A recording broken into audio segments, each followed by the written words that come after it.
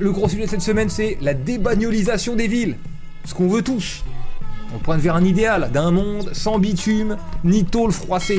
Les communes, les mairies essaient de piétoniser leur centre-ville, ou en tout cas une partie ou certains quartiers. À chaque fois, c'est toujours deux tendances qui s'affrontent, deux forces qui s'affrontent. L'écologie, avec la baisse du CO2 dans des zones où il y a moins de bagnoles évidemment, le cadre de vie des gens qui risquent pas de crever en allant acheter le pain. Et en face, il y a un autre intérêt, et vous allez voir, c'est tout le temps le même en fait. Les travaux de piétonisation bien trop longs pour les commerçants. La piétonisation du centre-ville crée la polémique avec les commerçants. La piétonisation est critiquée par les commerçants. Provoque l'indignation des commerçants. Ok d'accord, donc les commerçants ont l'air de s'opposer à tout ce qui est piétonisation. Monsieur, vous prenez la rue d'Anton. Il va chez moi, c'est un client de l'hôtel. Il n'a pas. S'il rentrera. Moi je vais au commissariat, vous venez avec moi, j'en ai marre de toute votre connerie. Mec, non, la loi ne m'arrange pas, donc arrêtez tout le pays. Juste laissez-moi passer s'il vous plaît. La loi c'est pour la... Ça y est, il est en mode ricain.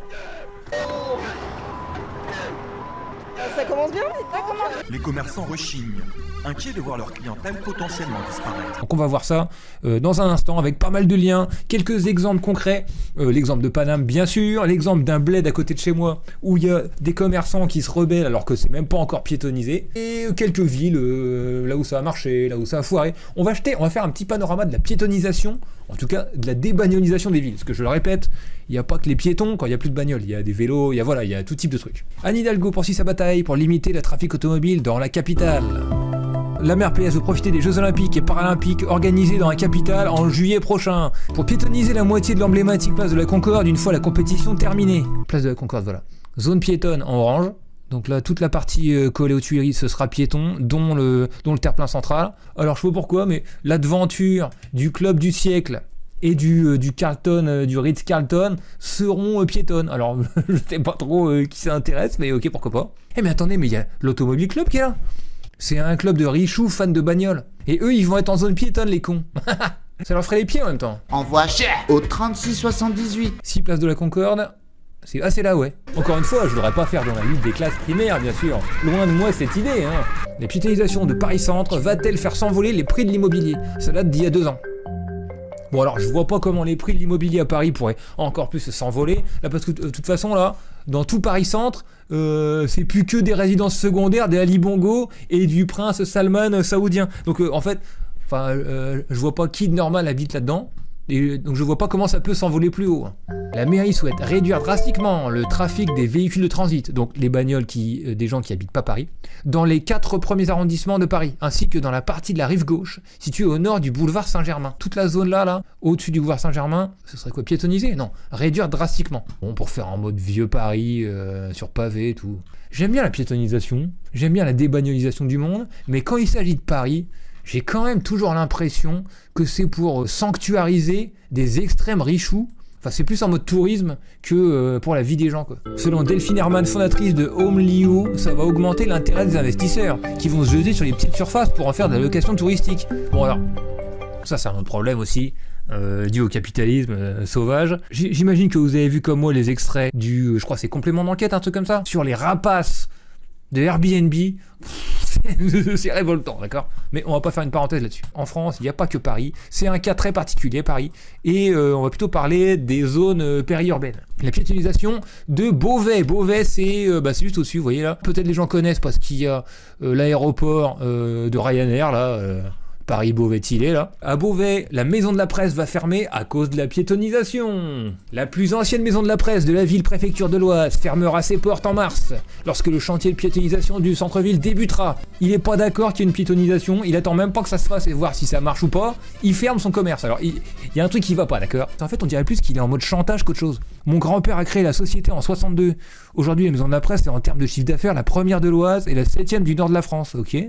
Mais chaque mesure de piétonisation a eu un impact négatif sur l'activité commerciale. Il y a les écolos de Beauvais qui réagissent à ça. Et alors je me disais, ils vont réagir en mode full piétonisation. Malheureusement, non, vous allez voir ça. C'est un pan de l'histoire de notre ville, bien maigre, qui s'en va. Le propriétaire Olivier Leroux a précisé que la cause en était le projet actuel de piétonisation du centre-ville fatal à son activité. Bah non, en fait c'est la maison de la presse qui fait le plus de bénéfices de tout l'Oise. C'est malheureusement précisément ce que nous avions analysé et dénoncé dans le cadre du débat sur les actions cœur de ville en novembre dernier. Une occasion manquée. La piétonisation aurait pu être une chance pour notre cœur de ville si elle avait été faite en concertation avec les habitants pour répondre à leurs besoins. Et là, c'est les besoins d'un businessman qui fait du chantage à la ville, en fait. Je vois pas trop l'intérêt. Bref, en fait, elle est en mode y a pas de concertation, rest in peace à notre maison de la presse, mais alors que bon, pour une élue écolo, elle aurait pu quand même mettre l'accent sur la piétonisation, la débagnolisation de la ville. Si j'étais Roxane lundi Lucas, j'aurais dit ce beauf prend en otage les habitants de Beauvais qui ont besoin de lire le journal. La ville de Beauvais a besoin d'un commerce de proximité comme une maison de la presse où les gens puissent lire, échanger le matin ou quoi aux caisses autour d'un café. On va saisir son commerce si jamais il décide de le fermer et on fait un établissement public de maison de la presse du peuple. Et tous les commerçants et les businessmen qui se mettront en obstacle à la débagnolisation de la ville seront écrasés. Voilà ce que je dirais moi, mais bon, voilà. Mais l'humain dans tout ça, s'il y a un commerce de proximité socialiste qui vend des journaux dans une rue piétonne, c'est méga humain. Plus de bagnoles, plus risque de se faire écraser en achetant Libé ou quoi ou caisse. Vous voyez ce que je veux dire ? Aujourd'hui, le commerçant revient sur cette annonce, sur le futur de son magasin, mais également celui de la Fnac du centre-ville dont il est franchisé. C'est aussi lui qui a la Fnac. Alors je sais pas si c'est moi qui ai une expérience particulière avec les propriétaires de Fnac, parce que la propriétaire de la Fnac à Saint-Quentin m'a chargé à cheval. Faites quoi vous ? Oh attention, et son mari essaie de me péter la gueule. Les gars sont avec des barres en fer, hier revient des gars de chez Varenne. Quand on a eu une piétonisation, ça s'est mal passé, on a perdu une partie de notre activité. Donc une piétonisation de plus, ça veut dire que notre maison de la presse va encore souffrir. Et moi je ne peux pas, sans compter les mois de travaux, on va pas pouvoir tenir. Il y a suffisamment de sujets actuels dont il faut s'occuper. Bon ça bref, c'est pas un argument, on s'en fout. Qu'est-ce qui pourrait vous faire permettre de revenir sur vos décisions ? Qu'on piétonise pas. C'est mort Jean-Marc. Que répondez-vous à ceux qui vous reprochent de faire de la politique avec ces annonces ? J'ai toujours fait que du commerce. Après je me suis mis des affaires de la cité, mais c'est aussi pour protéger mes intérêts comme chacun le fait. Non, il y a aussi des gens qui voient collectif, tu vois, par exemple faire baisser les émissions de CO2 au centre-ville, tu vois, c'est un truc. Voilà. En tant que vieux Beauvaisien, ce qui m'intéresse c'est de savoir ce qu'était Beauvais avant et ce qu'elle devient. Que devient notre Beauvais ?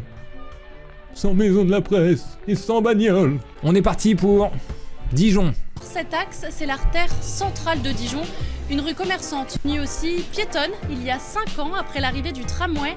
Tous ne voyaient pas cela d'un très bon œil. On a déjà beaucoup moins de clients déjà.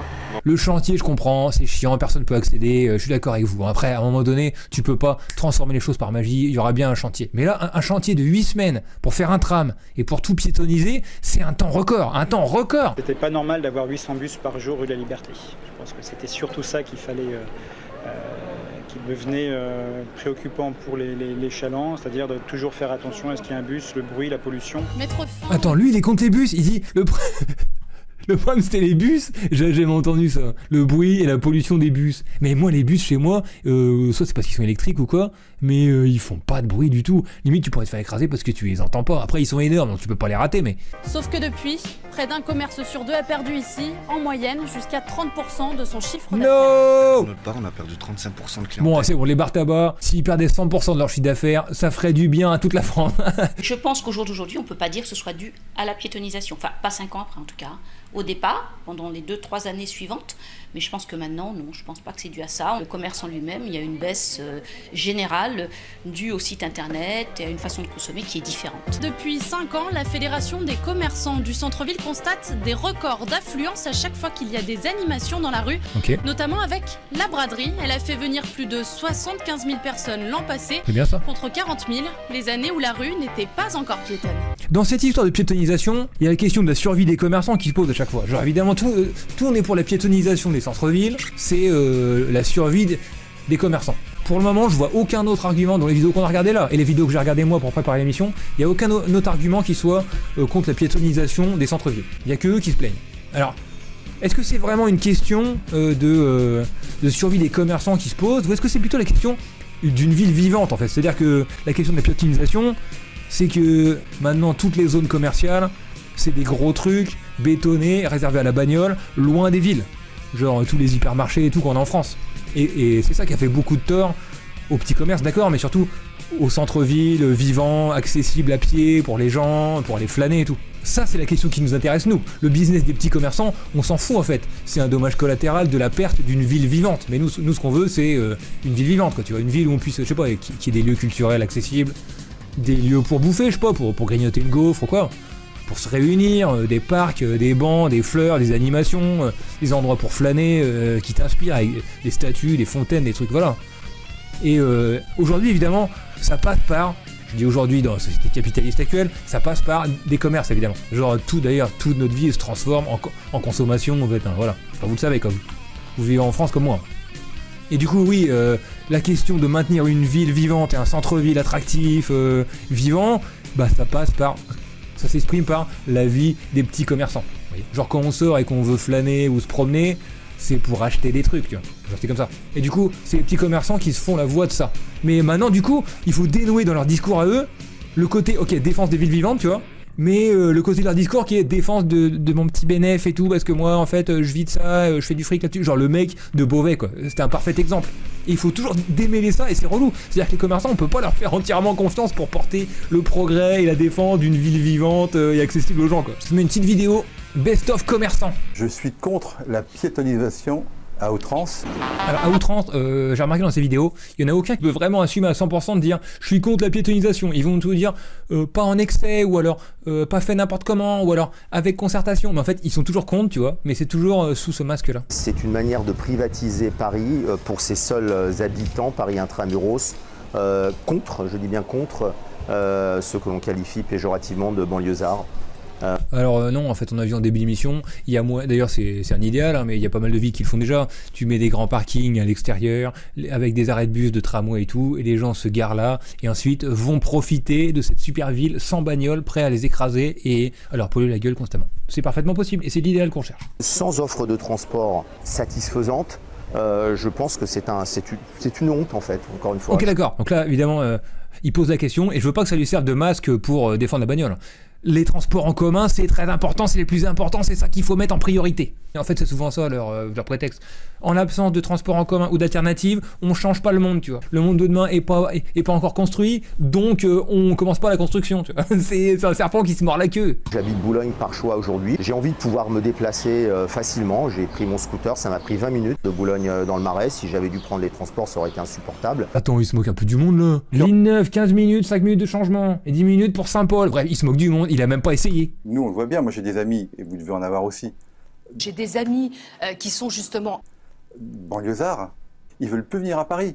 Vous avez les bouchons, aucune place pour vous garer. Quand vous venez faire du shopping, c'est pas très marrant de rentrer en bus ou avec plein de sacs, ça nous impacte sur le chiffre d'affaires. Ça impacte ton chiffre d'affaires de vente de cartes postales. Tu penses que les mecs qui vont sortir avec 2 sacs Aldi plein de cartes postales, genre c'est bon, je suis prêt pour la nif de tous mes neveux, je suis prêt pour Noël, je suis prêt pour le nouvel an, et je suis prêt si jamais tout le monde meurt d'un accident de voiture, je peux envoyer regret éternel. On peut pas survivre, c'est impossible.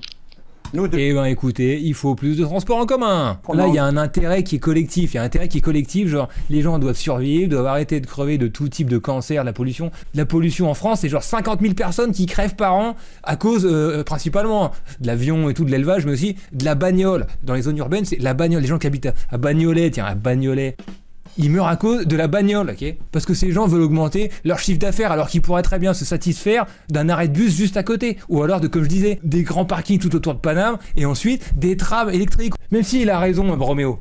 Jamais son intérêt individuel de vendeur de cartes postales et de porte-clés J'aime Paris prévaudra sur l'intérêt collectif de 50 000 personnes qui crèvent dans d'atroces souffrances de cancer par an. Jamais. Il faut savoir dénouer le discours de une ville vivante, le savoir vivre ensemble. Oui, on est tous contre les grosses zones commerciales, les hypermarchés de Carrefour qui nous forcent à prendre la bagnole, mais il faut une solution qui soit pérenne pour tout le monde et qui crée pas des dizaines de milliers de morts de la pollution par an. Vous voyez, voilà. Pollution, qualité de l'air. À Paris, la piétonisation des rues aux abords des écoles fait ses preuves.